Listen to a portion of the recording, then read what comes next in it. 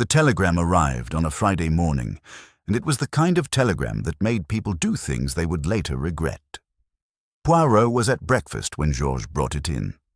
His valet, a man of such impeccable discretion that he had once stood in the same room as a duchess, having a breakdown, and later described the event as "a quiet morning, sir," on the silver tray that was reserved for correspondence of possible significance. The telegram was from a solicitor's firm in Wiltshire. The firm was called Pallister & Crewe, and Poirot had never heard of them, which meant either that they had never required his services, or that they had always managed to resolve their difficulties without requiring anyone's services. Given the contents of the telegram, he suspected the latter era had now ended. The telegram read, "Urgent, matter of inheritance. Estate of Sir Edward Glover, Ashdown Park, Wiltshire. Second death in 3 weeks. Police attending, but family requests independent counsel. Will you come? Terms acceptable. R. Pallister, solicitor."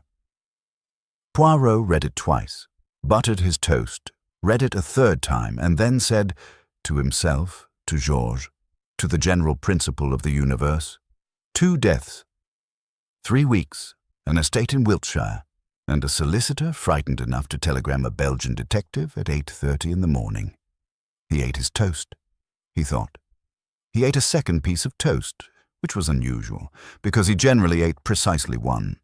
The second was consumed in the spirit of a man who was going to Wiltshire and knew from experience that Wiltshire did not always excel at breakfast. Then he telephoned Japp. 2 deaths at an estate in Wiltshire, he said, when the chief inspector answered. Connected to an inheritance. What do you know? A pause that suggested Japp had been eating breakfast too and was considering whether to be annoyed. How do you do this, Poirot? I haven't even had my second cup of tea. The deaths, Japp. Quickly, please. Ashdown Park, Glover Estate. Sir Edward Glover died 3 weeks ago. Natural causes, according to the local doctor. Heart. The man was 68 and had been in poor health for years, so no particular surprise. Then, 10 days later, his nephew, young man named Charles Glover, 29 years old, was found dead at the bottom of the estate's back staircase. That one is officially under investigation. And the connection to the will? Another pause. This one carried a different quality. The pause of a man who has information he wasn't going to share but has now decided to share it. Sir Edward Glover's will, read 3 days after his death, turned out to be rather different from what everyone expected. There were 4 people who expected to inherit. None of them got what they anticipated. The distribution was complicated. And then the nephew who got the largest share turned up dead at the bottom of a staircase 10 days later. Ah, Poirot said. Yes. Ah. He heard Japp setting down his cup. I can have someone from the local constabulary brief you. The family is at the estate. Solicitor's name is Pallister. I know. I'm going today. Of course you are. A sound that was either resignation or fond exasperation or both simultaneously. Try not to solve it before my man gets there. I will endeavor to leave something for him to do. He packed his valise with the precision of a man who did not like to be in the country, but accepted that the country occasionally required visiting. 2 suits, his kit, his notebooks, the telegram, and, at the last moment, consulting some instinct he could not have articulated precisely, the slim volume of English inheritance law that he kept on his shelf for exactly this kind of occasion, because inheritance, in his experience, was the most reliably explosive topic in English life, more so than politics, more so than religion, and considerably more so than the weather, which was saying something. He was on the 11 o'clock train from Paddington before noon. Ashdown Park revealed itself at the end of a long gravel drive flanked by elms that were old enough to have opinions about the people who passed beneath them, and the opinions were not warm.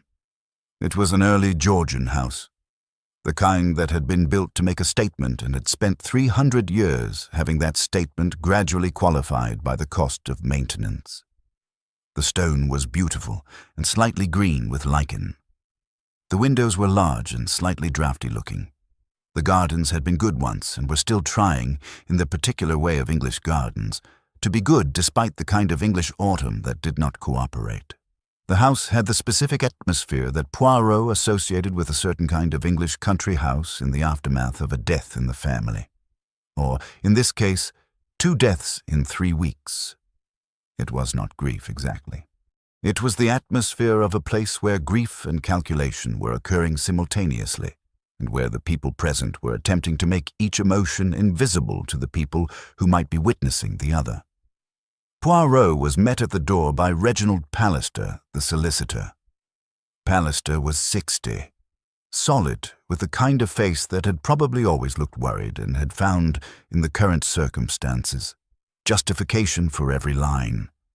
He was a man who had spent 30 years managing the financial affairs of the Wiltshire gentry and had developed the particular professional quality of a man who has seen too much human nature in its least flattering contexts to be shocked by any individual instance, but who could still be alarmed by the general pattern.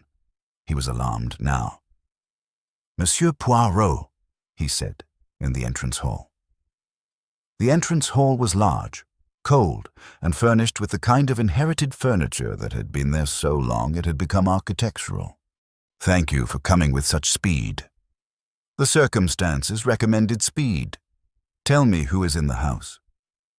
Pallister produced a small notebook, a man after Poirot's own heart, and consulted it. "The family members who are presently in residence.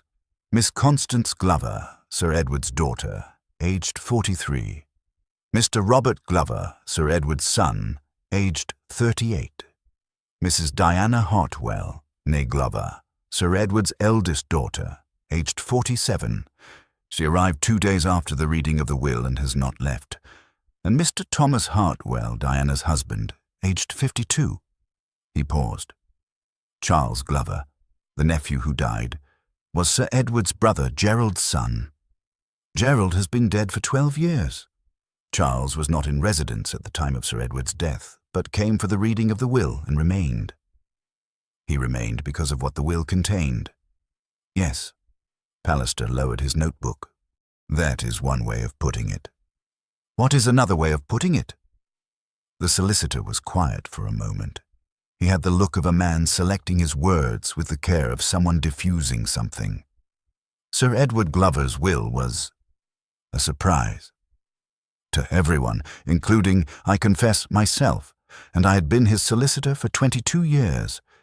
The will he had filed with me, which everyone assumed was current, was not the will that was read at probate. 6 weeks before his death, Sir Edward made a new will. He made it with a London firm, Granger and Associates of Lincoln's Inn, and had it witnessed by 2 of their staff. I was not informed. He paused. I was not pleased to discover this, and the new will was substantially different. The previous will left the estate equally among his 3 children, Constance, Robert, and Diana. A comfortable but not spectacular inheritance for each. The new will, he stopped, consulted the notebook, though Poirot suspected he had the contents memorized and the notebook was being used as a composure prop. The new will left the estate and the principal investments to Charles Glover, the nephew. Not the children, the nephew who was 29 years old and who, by most accounts, had not been particularly close to Sir Edward in recent years.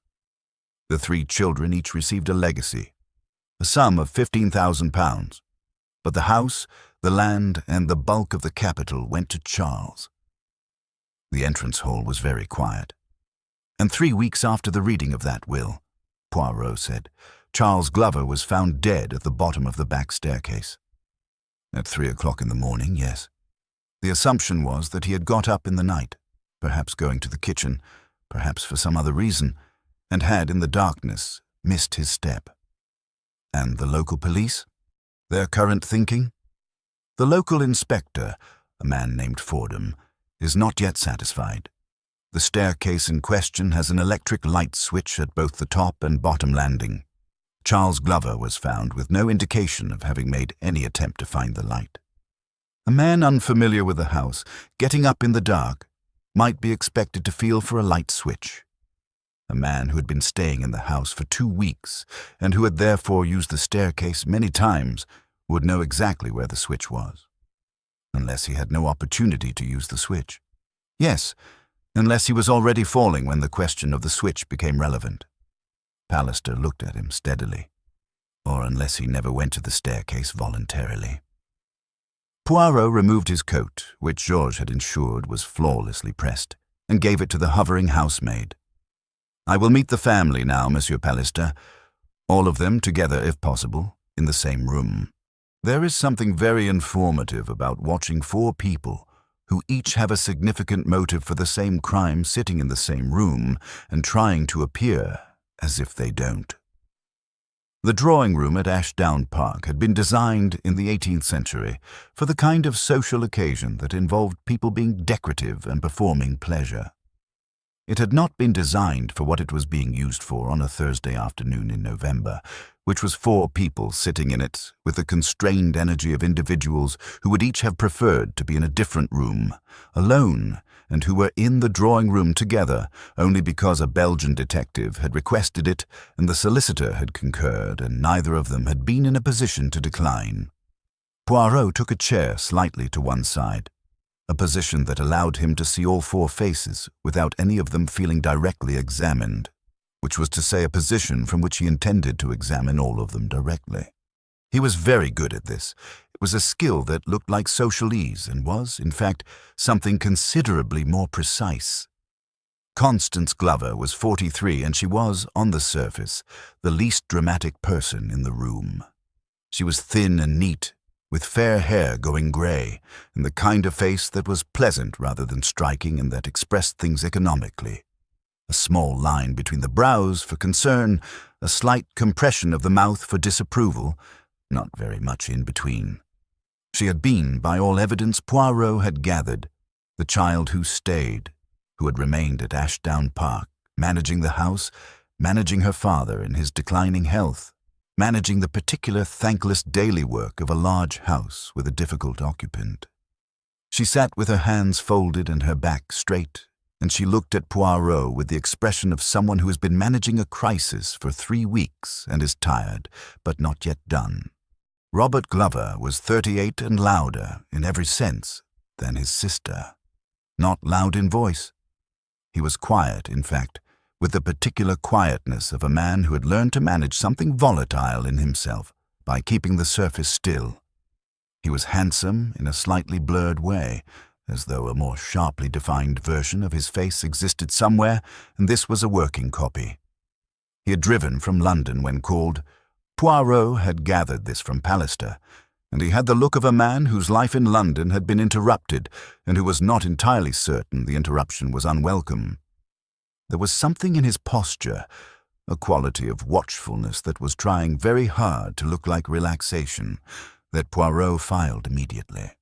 Diana Hartwell was the eldest at 47, and she was, of the 3 Glover children, the one who had most thoroughly escaped. Married young, moved away, built a life in Surrey that was entirely separate from Wiltshire and Ashdown Park in the complicated gravitational field of Sir Edward Glover. She had arrived 2 days after the will was read and had stayed, which suggested that the will's contents had pulled her back in a way that the news of her father's death had not managed alone. She was expensively dressed in a way that looked slightly wrong for the house, the way things from outside always looked slightly wrong when brought into a space that had its own strong aesthetic history. She was sharp-featured, quick-eyed, and she had been crying recently. Not now, but recently, and Poirot noted this because the timing of grief was sometimes as informative as the grief itself. Thomas Hartwell, Diana's husband, was 52, and he was the kind of man Poirot had encountered many times in English country houses. The man who had married into a family and spent the subsequent decades in the complicated position of being both insider and outsider. He was large, physically, with the physical ease of a man who had never been made to feel physically uncomfortable, and the slight emotional awkwardness of a man who was frequently made to feel emotionally out of his depth. He sat close to Diana and slightly behind her, which was a position of support or a position of concealment, and Poirot had not yet determined which. "I will be brief in my introduction," Poirot said, "because I suspect you would each prefer directness to the kind of delicacy that allows everyone to pretend we are here for some reason other than the obvious one." He looked at them in sequence: Constance, Robert, Diana, Thomas, with the unhurried confidence of a man who had done this many times in many rooms. "Sir Edward Glover is dead. Charles Glover is dead. The will that transferred the estate to Charles has created a situation in which each of you, his children, received considerably less than expected, and the man who received more is no longer alive to keep it." The room absorbed this. "I want to be clear about something," Poirot continued. "I'm not the police. I'm not here to arrest anyone. I am here because a solicitor with 30 years of professional experience is sufficiently alarmed by the current situation to request independent investigation, and because Chief Inspector Japp of Scotland Yard, who is a personal friend, has asked me to be present. I'm here to understand. What I understand may later have consequences for some of you, but I am here first to understand." He looked at Constance. "You were in the house when your father died." "Yes. I live here." Her voice was composed and slightly dry. "I've always lived here. Father and I were the permanent residents. Robert and Diana visited." "Was your father's death expected?" "He had been ill for 2 years. Heart trouble. Dr. Cairns had been attending him monthly. The death itself was sudden. He was found in the morning, by me, when I brought his tea. But the general direction of things had been clear for some time." "And you knew, when he died, what the will contained?" A pause. "I knew what I believed the will contained. The previous will, the one filed with Mr. Pallister, I was aware of its general terms. Equal distribution among the 3 children." She looked at her folded hands. "I was not aware of the new will." "Were any of you aware of it?" Robert said. "No," immediately.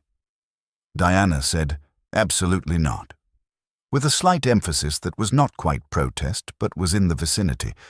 Thomas said nothing but shook his head. "And Charles, when he arrived for the reading of the will, what was his manner?" The room produced a specific quality of silence at this question. The silence of 4 people who each had a view on Charles Glover's manner and were each, for their own reasons, composing it. Robert spoke first. Surprised. A pause. "Genuinely, I thought. He looked, when Pallister read the terms, he looked as though he hadn't expected it either." "He hadn't," Pallister said from the doorway. He had remained at the door, which Poirot appreciated. A solicitor who understood the value of witnessing without participating. I observed him carefully at the reading. His surprise appeared genuine, or was an excellent performance, Diana said. Her voice was not precisely bitter, but it had the particular tone of someone who has been speaking to lawyers for 2 weeks and has developed strong views about performances. "You believe he knew?" Poirot said. "I believe—" She stopped. Started again with the precision of someone who had learned to choose their words carefully after 2 weeks of choosing them carelessly and regretting it. "I believe that someone persuaded my father to change his will, in the last 6 weeks of his life, in favor of a nephew who had visited perhaps 3 times in the last 5 years. I do not believe this happened without Charles's knowledge." "Tell me about Charles Glover." What emerged from 4 separate accounts given by 4 people with 4 different perspectives and one shared characteristic: that they had each at some point needed Charles to be something he wasn't, was the portrait of a young man more complicated than any single account could contain. He was 29. His father, Gerald, Sir Edward's younger brother, had died when Charles was 17. An accident, a car, a wet road in Devon, the kind of death that arrives without preparation and leaves without explanation. His mother had remarried and moved abroad. Charles had been, therefore, largely independent since his late teens. practically speaking, without the architecture of family that structures most lives in their early years. He had not done badly. He'd finished school, done 2 years at Bristol before leaving without a degree, spent some time in various positions that were described differently by different people. Constance said he was trying to find himself. Robert said he never settled. Diana said he was charming, and charming people are often lazy. And Thomas said, with more generosity than his wife, the boy had something, he just never found what to do with it. He had visited Ashdown Park 3 or 4 times over the 5 years preceding Sir Edward's death. The visits had been pleasant, apparently. Sir Edward had liked him, which was itself notable, because Sir Edward had not been a man who expressed liking easily. Father was difficult, Constance said when Poirot asked. She said it with the neutrality of someone who has boiled a lifetime of complexity into the most manageable word available. He had opinions about people, and he held them firmly, and he expressed them whether or not the occasion called for it. He was not easy to be comfortable around. A slight pause. He found Charles easy, which was unusual. Did this surprise you? Yes. Father tended to be harder on younger people than on older ones. He had no patience for what he called the flimsiness of the young. Charles should, by every principle my father held, have been a source of irritation. Instead, they sat in the library together for hours when he visited. Father showed him the estate accounts. I saw them walking the grounds on his last visit, in June, 2 months before Father's health declined sharply. Talking. Genuinely talking, not the kind of conversation you perform for the benefit of an elderly relative. And you found this. I found it confusing, and then, after the will was read, I found it explicable. The small line between her brows, though I cannot decide whether the explanation reflects well or poorly on Charles.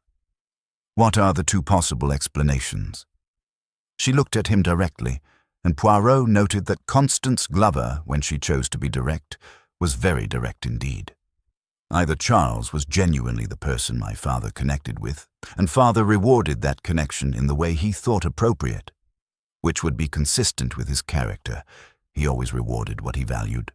Or Charles cultivated the relationship deliberately, knowing it might produce advantage, and was skilled enough that Father never perceived the cultivation. She paused. The first explanation is painful, because it means Father valued Charles more than his own children. The second explanation is painful, because it means Charles deceived a dying man. And which do you believe? She was quiet for a moment. I don't know. I've been in a house with his body for 10 days, and I still don't know. That troubles me more than most things. Robert, when Poirot spoke with him separately, took a different approach. He was restless where Constance was still. He moved around the small sitting room Poirot had commandeered for individual conversations, touching the spines of books, picking up objects, setting them down. A man whose thoughts moved faster than his ability to contain them. Charles rang me, he said, without being asked, 3 days before he died. He rang me from here, from the house, and he said he wanted to talk, that there were things about the will he didn't understand, and he thought we should discuss them. He stopped at the window. I told him I'd call him back. I didn't. He turned. His expression had the quality of a man who has been having a specific conversation with himself for 10 days and has not arrived at a satisfactory conclusion. He left a message with my secretary saying he'd try again, and then 3 days later he was at the bottom of the staircase. What do you think he wanted to say? I think... He stopped. Started again. Think he might have known something. About why the will was changed, something he hadn't said at the reading, perhaps because he hadn't understood its significance then, but that he'd been sitting with and had started to understand. You think he was killed because of what he knew, not because of what he had? Robert looked at him sharply. Isn't that what you think? I think a great many things, Monsieur Glover.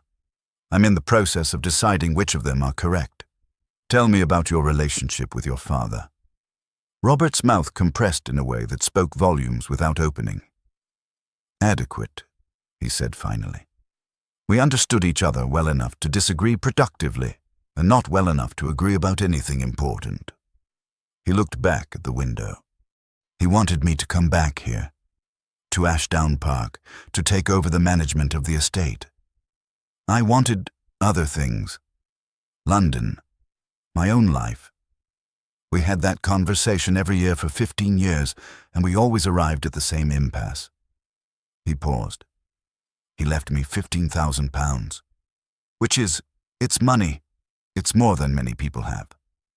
But the estate is worth—" He stopped himself. "It doesn't matter what it's worth." "It matters very much," Poirot said. "That is precisely why we are all here." Diana's account, given with the particular precision of a woman who had rehearsed it, added texture to the picture without changing its essential shape. She and her father had not been close. "We were too similar," she said, which Poirot found more informative than she perhaps intended. She had left Ashdown Park at 22 to marry Thomas and had not looked back, had not been invited to look back, had been perfectly content with the arrangement until the will was read, and the arrangement revealed itself as substantially different from what she had assumed. "The 15,000, she said. I'm not a greedy woman, Monsieur Poirot. Thomas has money. We're comfortable. The 15,000 is neither here nor there in terms of our actual finances." She paused. "It's the principle. Father built this estate. His father built parts of it. Our grandfather planted those elms.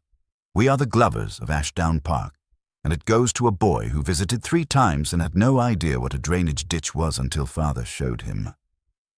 "And now the boy is dead," Poirot said, "and the question of who inherits the estate becomes open again." She said it flatly. "I know how that sounds. It sounds honest. What happens to Charles's inheritance now that he is dead?" "That," said Pallister, from the doorway where he had materialized with the timing of a man who had been waiting to say precisely this, "is the part that makes everything considerably more complicated." They gathered in the library, Poirot, Pallister, and the 4 family members, because the library was the room most suitable for the kind of conversation they were about to have. It had books and a fire and chairs of sufficient quality, and it had on the mantelpiece a framed photograph of Sir Edward Glover that looked down on the assembled company with the expression of a man who had anticipated exactly this kind of difficulty and was not particularly sorry to have left it behind. Pallister opened his briefcase with the specific gravity of a man who has spent 30 years opening briefcases in difficult rooms. "Charles Glover died without a will," he said. "He was 29 years old. The making of wills is something most people of 29 have not gotten around to. In the absence of a will, his estate, which now includes Ashdown Park, the land, and the bulk of Sir Edward's capital, all of which transferred to him at probate, passes under intestacy rules." "To his nearest living relative," Robert said. "Yes. His mother, Mrs. Patricia Glover, now Mrs. Patricia Webb, is currently residing in Portugal. She is his closest living relative and therefore the primary intestate heir." He paused. "There is, however, a complication." The word complication in a solicitor's mouth, Poirot had long observed, performed more work than the same word in ordinary usage. It was a solicitor's word for a situation that had gone wrong in a way that was going to be expensive and prolonged. Sir Edward's new will, the one made 6 weeks before his death, contained a clause that was somewhat unusual. Specifically, it stipulated that should Charles Glover predecease the estate's formal transfer, which in practical terms meant within a certain period of time, the estate would not pass through Charles's line, it would revert. "Revert to us," Diana said. It was not quite a question. "To the 3 children of Sir Edward Glover in equal share." "Yes." The library absorbed this. Poirot watched 4 faces absorb it. Constance showed the least. a slight, controlled exhalation that might have been relief or might have been something she was processing too quickly to name yet. Robert was very still in a way he had not been still all day.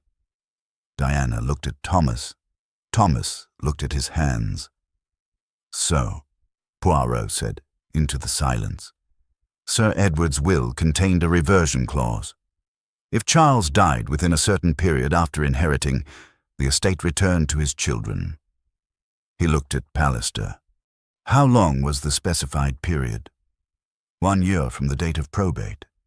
And Charles died how many weeks after the reading of the will? 13 days. 13 days, Poirot repeated. Within 1 year of probate. Within the reversion window. He looked at the assembled family, slowly, in sequence, the way he always did, watching each face for the specific kind of response that distinguished knowledge from surprise. And this clause, was it known to the family before Charles's death? It was in the will, Pallister said carefully. The will was read to all parties present, which means everyone in this room knew, 13 days before Charles died, that if he died within a year, the estate came back to the 3 children of Sir Edward Glover. The fire crackled. Outside, the November wind moved through the elms. "You're suggesting," Robert said, "that one of us—" "I'm suggesting nothing yet," Poirot said pleasantly. "I'm assembling facts. The facts, taken together, suggest certain possibilities. The possibilities are what I am examining." He stood. "I would like to see the back staircase where Charles was found." The back staircase at Ashdown Park was the staircase that the house used for actually living, as opposed to the main staircase, which the house used for performing living, which was a different activity.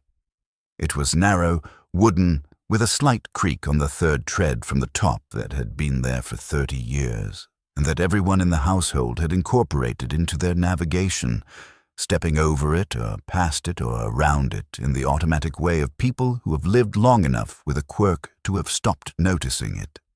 The light switch at the top landing was of the old-fashioned porcelain variety. A round knob, ivory, positioned at shoulder height, immediately to the left of the first step. It was exactly where you would reach for it if you were going downstairs in the dark and wanted light. It was, in fact, practically unavoidable if you were navigating by touch. Poirot stood at the top of the staircase for 3 minutes, then he turned the light on, then off, then on again. He had been here 2 weeks, Poirot said, to Inspector Fordham, who had arrived an hour after Poirot, and who was a solid, methodical man from Salisbury, who had the professionally valuable quality of listening more than he spoke. He would have used this staircase regularly. He would have known the light switch was here. "Yes, sir." And yet no fingerprints were found on the switch from that night. His fingerprints were on the banister, lower section, consistent with a fall, but not on the switch. "That's correct." Fordham consulted his notebook. The switch had been cleaned recently, more recently than the regular housekeeping schedule would account for. Mrs. Briggs, the housekeeper, cleans this staircase area on Mondays.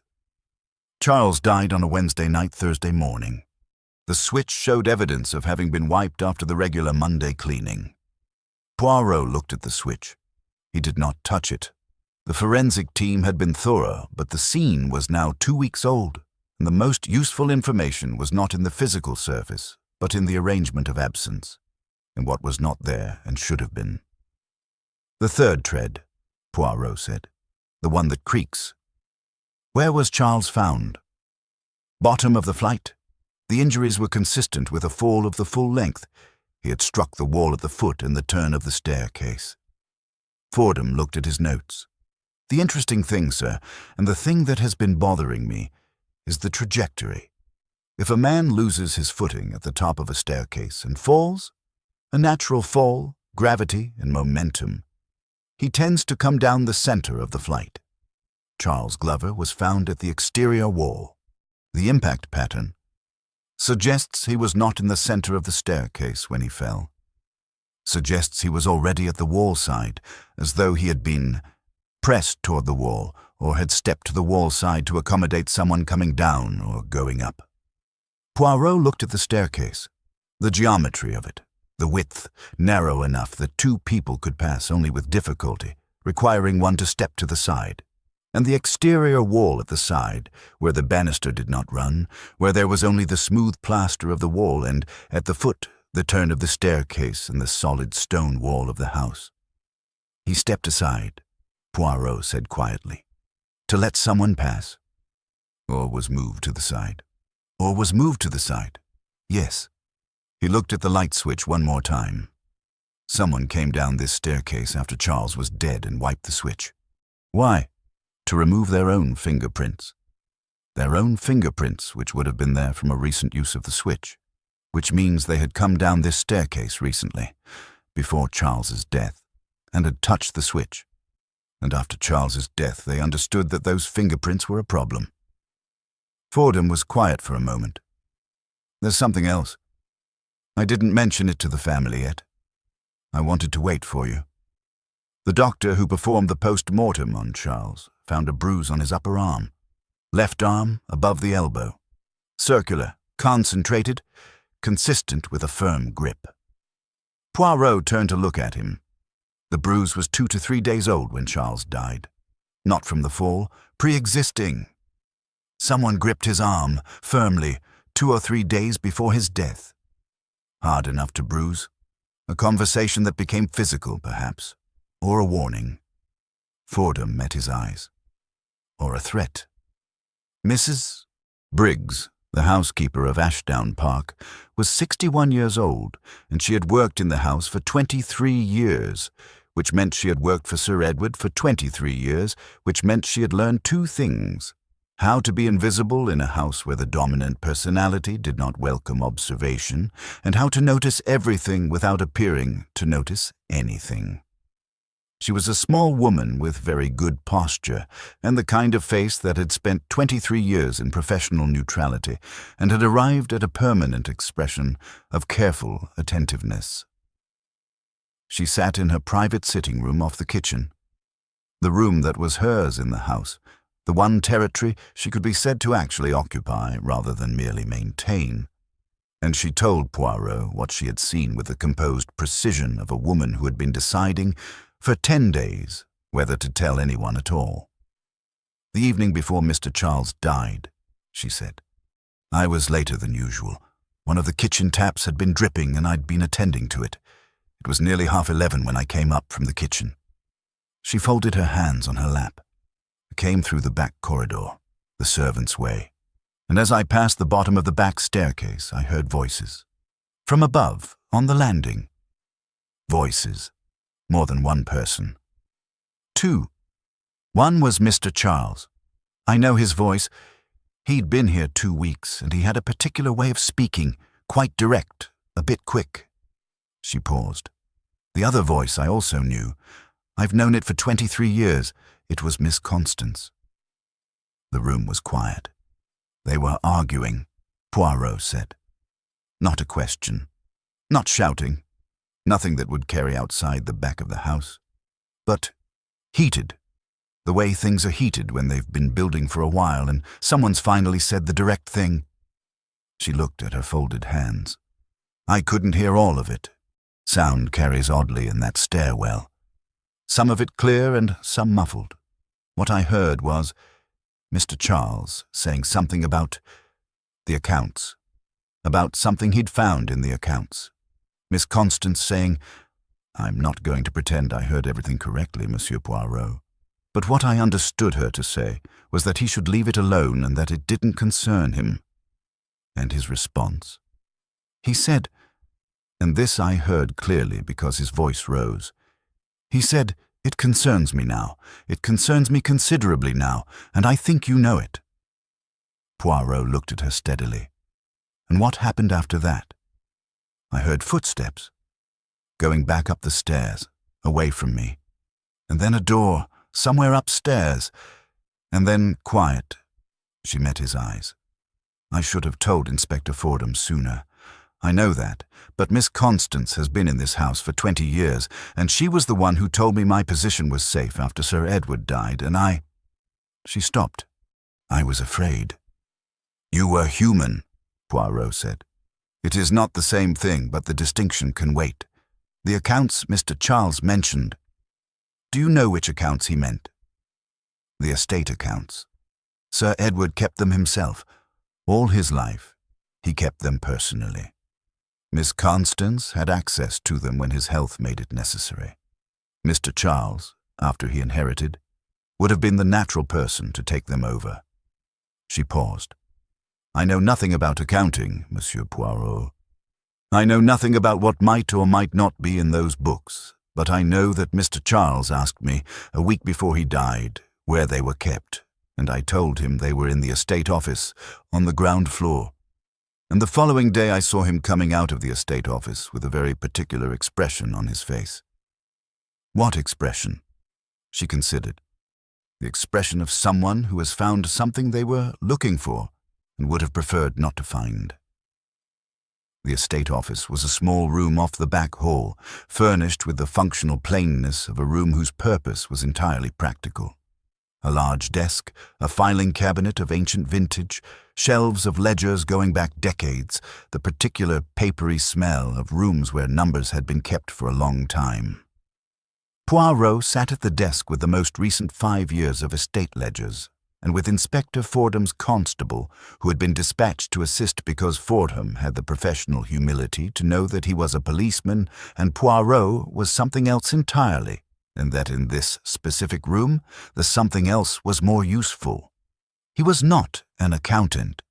He had, however, spent 30 years reading documents with the specific attention of a man looking not for what was in them, but for what was supposed to be there and was not.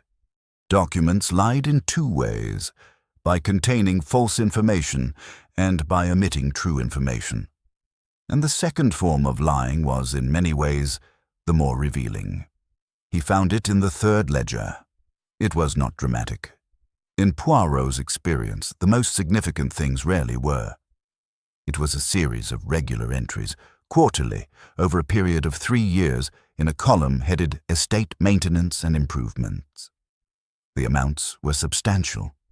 Not so large as to be immediately alarming, but consistent and significant in aggregate. And the entries were, like all the other entries in the ledger, in Sir Edward's handwriting, except that 3 of them were not. Poirot held the ledger under the reading lamp and examined the 3 entries.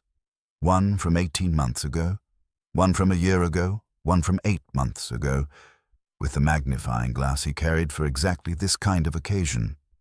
The handwriting was close, excellent even. Someone who had studied Sir Edward's hand and could approximate it well, but the pressure of the pen was slightly different. Sir Edward's entries were made by a man who pressed firmly, deliberately, with the confidence of a man who had been writing in ledgers all his life.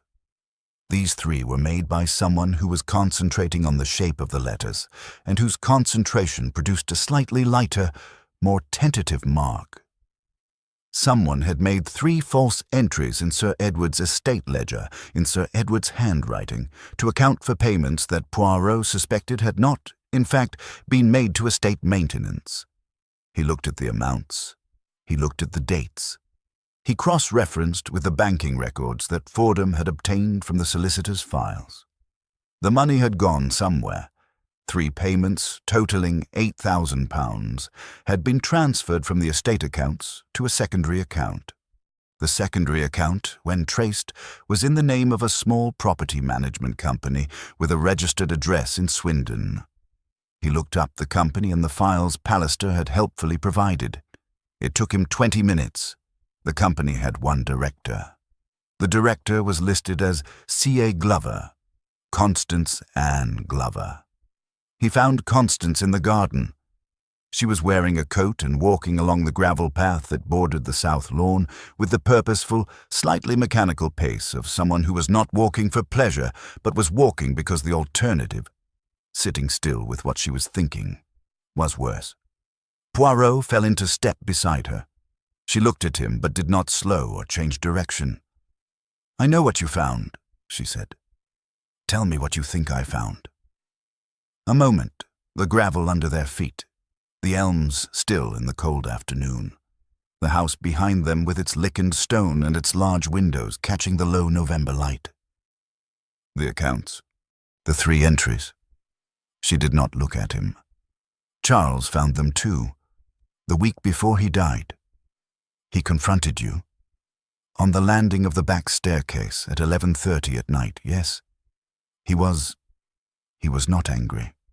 I had expected anger. He was precise.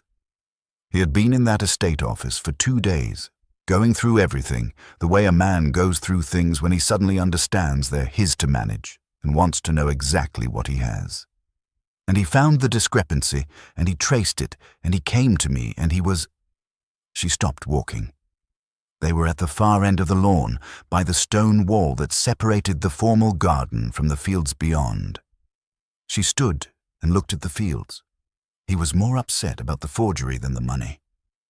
"Tell me the truth of it," Poirot said. "From the beginning." She was quiet for a long moment. A bird moved somewhere in the elms. The sky was doing the specific pale grey thing that English winter skies did in the late afternoon, compressing the light. "3 years ago," she said, "Father was ill. Not critically. Not yet, but the health was declining, and the management of the estate was falling more to me.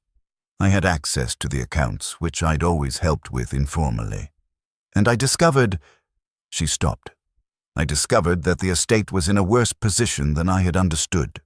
Not catastrophically, but the maintenance costs on a house this size, and the land, and the decades of underinvestment. The estate was losing money. Slowly, but consistently. And you were concerned about what this meant for your inheritance. I was concerned that there would be no inheritance, that by the time Father died, the estate would need to be sold simply to meet its own debts." She turned to face him. Her expression was not the expression he expected. It was not guilt, not defensiveness. It was the expression of someone who has been alone with something for 3 years and is, finally, speaking it aloud. "I was concerned about Constance, about my future in this house. I had given 20 years to this place, and I had no income of my own. If the estate was sold, I had 15,000 from the earlier will, and nowhere to live, and nothing to do. So you diverted funds. I created the company. I moved money from the estate accounts, estate money, technically my father's money, into the company, which I then used to pay myself a salary. Not a large one. Enough." She looked at the fields. "I know what it was. I know the word for it." "Embezzlement," Poirot said without emphasis. "Yes. Flat, accepting. From my own father, who was dying, and who had trusted me with the accounts because I was the child who stayed." She turned back to the fields. "The irony is not lost on me, Monsieur Poirot. I was the one who stayed, and I was the one who stole." "And when Charles found the entries, what happened?" "He asked me to explain. I explained. He wasn't vindictive. I'd expected him to be angry, to threaten to go to Pallister, to use it. He didn't. He said..." She stopped. "He said that he understood why I had done it. That he'd been going through the accounts and he could see the position the estate had been in. He said he didn't intend to prosecute, but that he needed time to think about what to do. That he wanted to speak to Robert before he decided anything. And that was the night before he died. Yes. Constance." He said her name precisely, without addition. "Did you go to the back staircase that night?" She turned to look at him. Her face was white, not the white of shock, but the white of a woman looking directly at the question that has been there all along. "No," she said. "And the light switch, the wiping?" "I don't know anything about the light switch." Her voice was steady, absolutely steady in a way that Poirot noted. "I went to bed after Charles and I spoke. I lay awake for most of the night. In the morning he was dead. And the bruise on his arm, 2 to 3 days old." She looked at him steadily. "What bruise?" He watched her face. He had spent 30 years watching faces say things that the words above them were not saying. This face was either telling him the truth or was an instrument of such complete control that the truth was entirely inaccessible by observation. He had encountered both in 30 years. He could not yet determine which this was. "Thank you, Miss Glover," he said. "You have been more honest than you needed to be." "I've been dishonest for 3 years," she said. "I'm tired of the practice." She walked back toward the house. Poirot stood in the garden and looked at the elms and thought. That evening, Poirot made 3 inquiries and received answers that rearranged, with the quiet force of correctly placed puzzle pieces, the entire picture.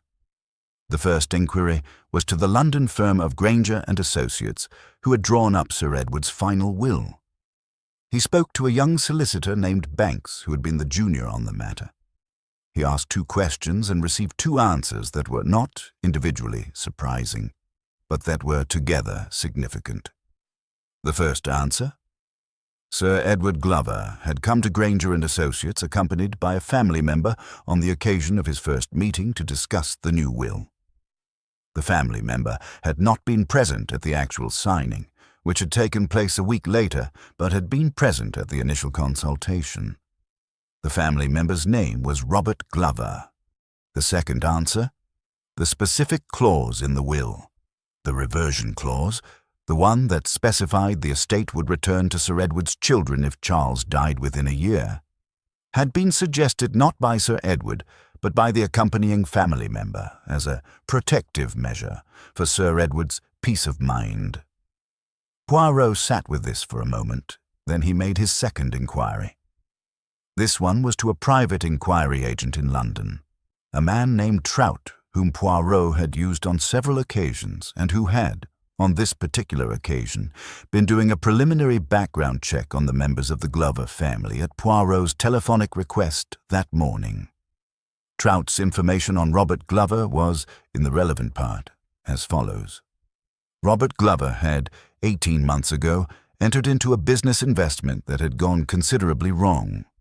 The investment, in a property development scheme in the East Midlands, had consumed most of his available capital and had subsequently collapsed, leaving him with debts in the region of £22,000.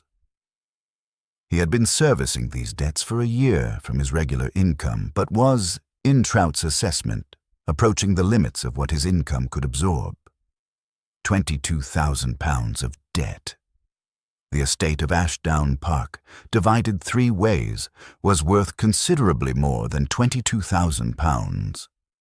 Poirot made his third inquiry. This one was to Mrs. Patricia Webb, née Glover, in Portugal. He reached her by telephone, which was both difficult and expensive, and she was not particularly pleased to be reached, but she answered his questions because Poirot, when he required answers, had a quality of voiced certainty that made refusal seem more trouble than compliance. She told him that Charles, in the last week of his life, had telephoned her. He had told her that he had found something in the estate accounts and that he was intending to speak to his Uncle Robert. He consistently referred to Robert, who was his father's brother's peer rather than his actual uncle, as Uncle Robert, a social habit established in childhood, before deciding what to do. He had told her he was not sure whether what he had found was evidence of Constance's dishonesty or evidence of something more, and that he needed Robert's help to understand the full picture. He had trusted Robert. He had telephoned Robert to arrange a meeting. He had told him what he had found. And Robert, who had been at Granger and Associates when Sir Edward made his new will. Robert, who had suggested the reversion clause. Robert, who had £22,000 of debt and a knowledge of the exact terms under which the estate would revert to him if Charles died within a year of inheriting. Robert, who had driven down from London on the morning of the day before Charles died, for a visit that he had not mentioned to Poirot or to Inspector Fordham. Poirot gathered them in the library, again at 9 o'clock that evening. Not because he enjoyed the theatrical quality of such gatherings. He was consistently dismissive of the suggestion that he did, but because the library was the room that mattered, with Sir Edward's photograph on the mantelpiece, and because the truth should be told in the room where it had the most relevance. They assembled with the wariness of people who have been waiting for something and are no longer certain they want it to arrive. Constance, very still. Diana, who had taken Thomas's hand and was holding it with a grip that spoke of the particular fear of a woman who does not yet know whether the next 20 minutes will be a relief or a catastrophe. Thomas, solid and slightly pale. Pallister in his position at the door. Robert was the last to arrive. He came in from the hallway with the studied ease of a man who had spent the last 2 hours composing himself and was satisfied with the result. He sat in the chair by the window, the same window he had stood at that morning, and he crossed his legs and he looked at Poirot with the expression of a man attending a lecture he has already attended and whose conclusion he already knows. "I'll be direct," Poirot said, "because directness in this case is the only honest approach." He looked at Robert. "You accompanied your father to the London solicitors when he made his new will." Robert's expression did not change.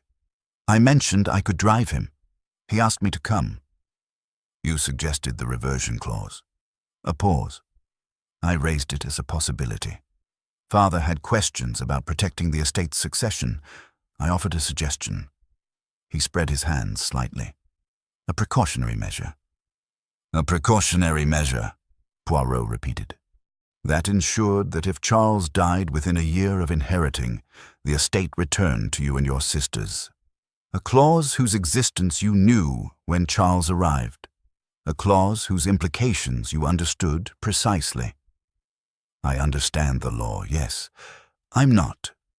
You drove to Ashdown Park on the day before Charles died. You did not stay overnight. You drove down in the morning and drove back the same evening. You have not mentioned this visit to the police." The room was very quiet. "Charles telephoned you the week before he died," Poirot continued.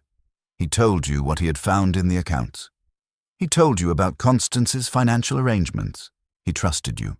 He had always, I understand, called you his uncle, which is the specific trust of someone who sees in another person the family authority of an older generation. He trusted you, and he told you what he knew." Robert looked at him. His composed expression had not collapsed, but it had, slightly in the way of expensive machinery beginning to show the first indication of having been overstressed, tightened. "He rang me, yes. I told him I'd look into it." "You did more than that. You drove down on the day before he died. You saw him. There was an argument, or a confrontation, on the back staircase. A confrontation that left a circular bruise on his upper left arm, consistent with being gripped firmly, the grip of a person slightly taller, which you are." Poirot's voice remained even, unhurried. "What was said at that confrontation I cannot know precisely, but I can deduce its likely content. Charles had found the falsified entries, but he had also found something else. In going through the accounts as thoroughly as he was going through them, he had found, I believe, additional irregularities. Not Constance's, yours." Constance made a very small sound. Diana looked at her brother. "Your father was declining for 2 years," Poirot said. "He had always managed the estate accounts personally. As his health declined, Constance took over the day-to-day management.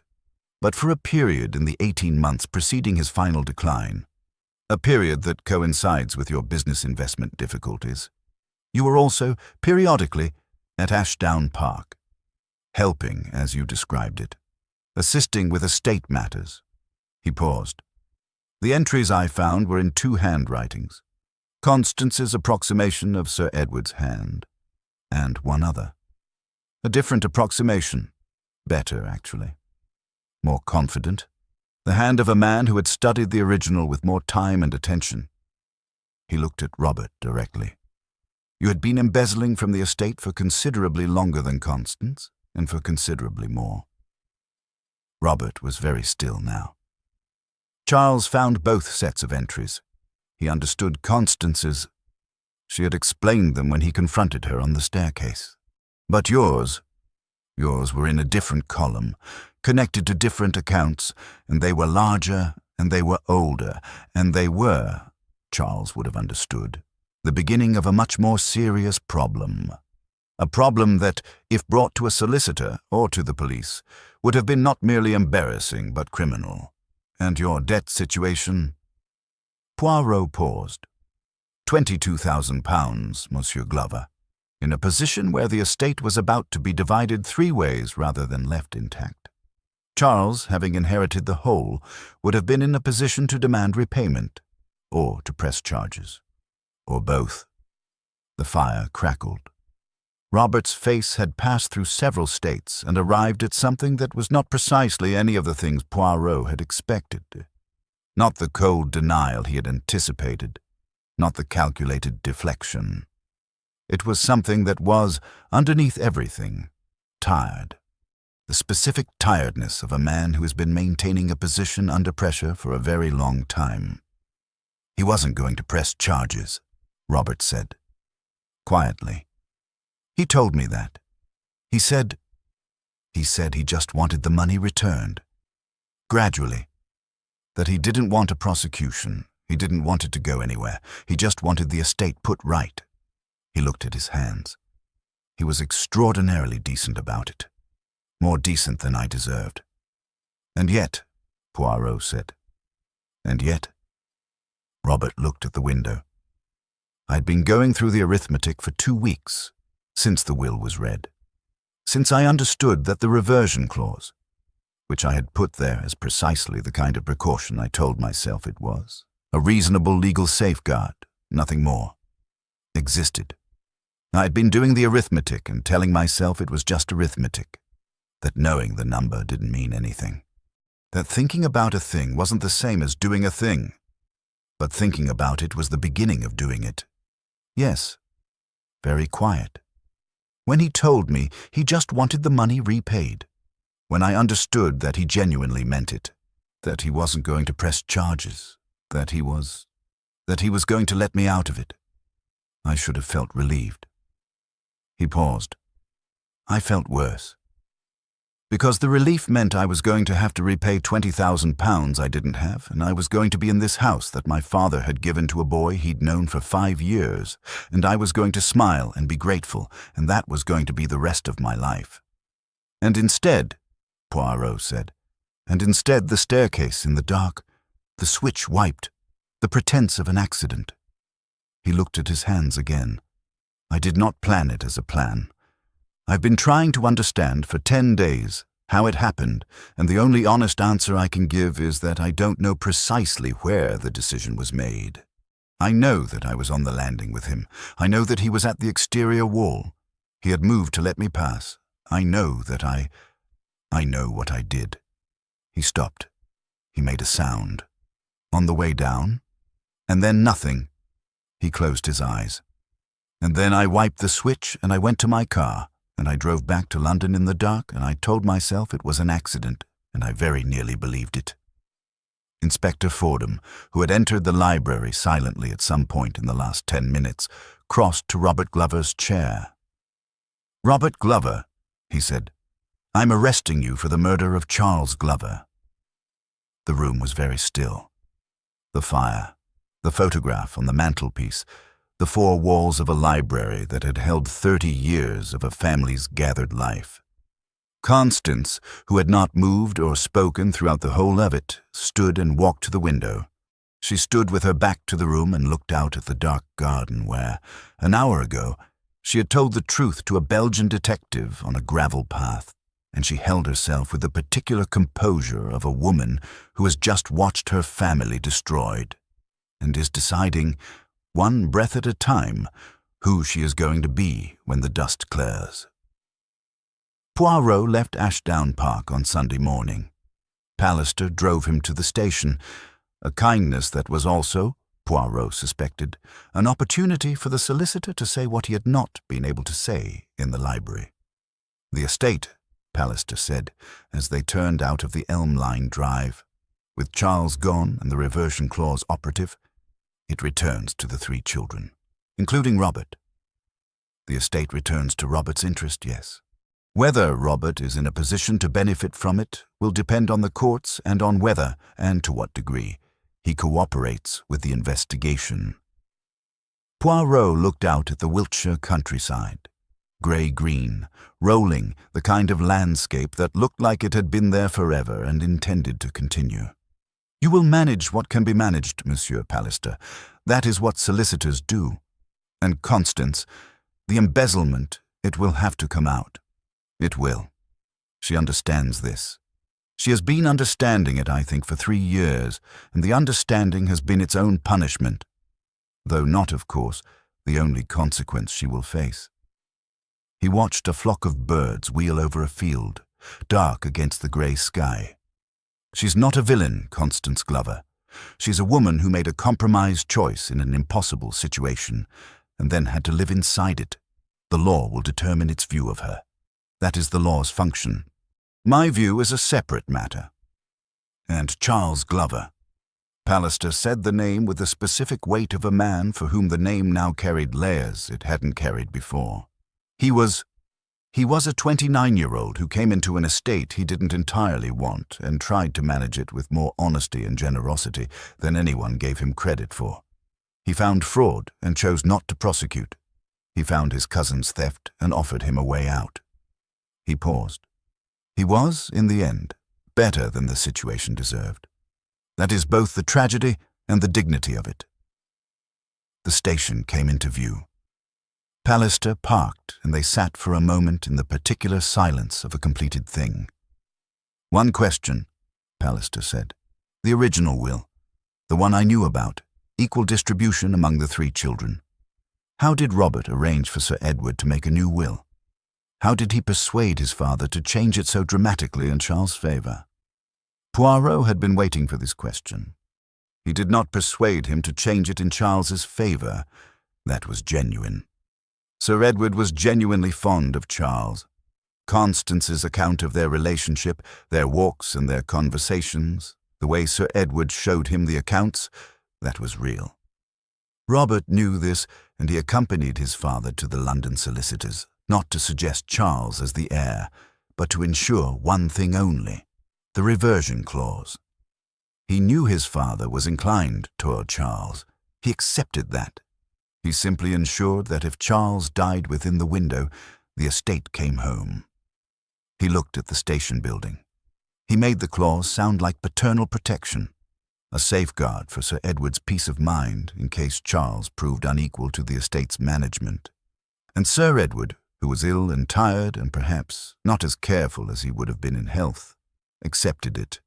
And Robert returned to London with £22,000 of debt and a piece of legal machinery that would, if the circumstances were right, solve his problem. And then waited to see if the circumstances would be right, and convinced himself that waiting was all he was doing. He picked up his valise. The most dangerous thing in the world, Monsieur Pallister, is not a decision clearly made. It is a decision made partially, held in potential, told to oneself as a thought rather than an intention. Robert Glover did not decide to kill Charles. He decided to have the option. And the option, once taken out and examined regularly, becomes something else. It becomes a plan. And then, on a dark staircase, a plan becomes an act. He got out of the car. The station was small and clean, and the train was already there, the engine producing its patient warm steam into the cold November air. "There is one more thing," Poirot said through the car window. "The 15,000 left to each child. Under the current situation, with Robert facing prosecution and the estate reverting, ensure that Constance's 15,000 is protected. She will need it. She has given 20 years to a house that has given her very little, and whatever the courts decide about the other matter, the 15,000 is hers." He considered. She knew nothing of what Robert had done. She knew about her own theft, and she confessed it, under no legal compulsion, to a Belgian detective in a garden on a Friday afternoon. That is not nothing.